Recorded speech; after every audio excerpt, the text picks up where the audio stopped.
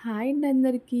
Welcome to Hema Madhu talks. ఈరోజు వారాహి అమ్మవారి యొక్క 6వ రోజు పూజ మా ఇంట్లో ఎలా చేసుకున్నామనేది ఈ వీడియోతో మీ ముందుకొస్తున్నానండి.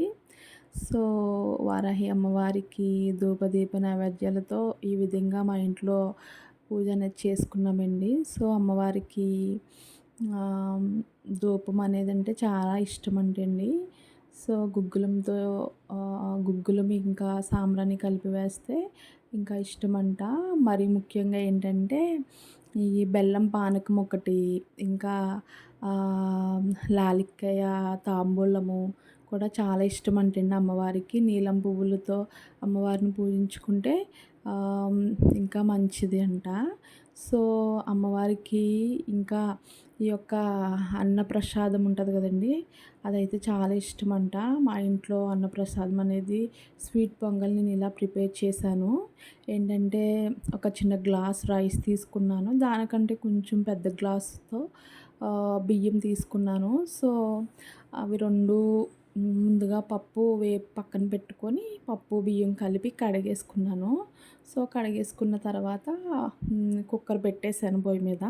ఒక 4 విజిల్స్ అయిన తర్వాత నెక్స్ట్ దాంట్లోకి కావాల్సిన బెల్లం ఒక్కటి, ఇంకా లాలిక్కాయ, ఇంకా ఏంటయి మిరియాలు కూడా అమ్మవారికంటే చాలా ఇష్టమంటండి.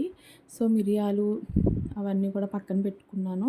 అంటే బెల్లం అనేది రుచికి సరిపడగా మనం తీసుకోవచ్చు. ఇంకా మిరియాలు, లాలిక్కాయలు 2 కలిపి పొడి కింద చేసుకున్నాను. సో, అది కూడా పక్కన పెట్టేసుకున్నాక తీసుకున్న బెల్లాన్ని పాకం కింద చేసుకొని, సో, అది కొంచెం మరుగుతున్న తర్వాత రైస్‌లో మిక్స్ చేసేసాను. అదే పాకం వచ్చిన తర్వాత. సో, మనకి ప్రసాదం రెడీ అయిన తర్వాత నెయ్యేసుకుంటే అది ఇంకా టేస్టీగా ఉంటదండి. స్వీట్ పొంగల్ అనేటప్పటికి డ్రై ఫ్రూట్స్ వచ్చేసి నెయ్యిలో ఏపుకున్నాను. ఎంత నెయ్యి కావాలితే అంత అదే తినడానికి ఇష్టం ఉంటే ఇంకా ఎక్కువ నెయ్యి ఏసుకోవచ్చు. నెయ్యే ఇంకొంచెం టేస్ట్ తీసుకొస్తది స్వీట్ పొంగల్‌కి. సో, మేము ఈ విధంగా చేసుకున్నామండి.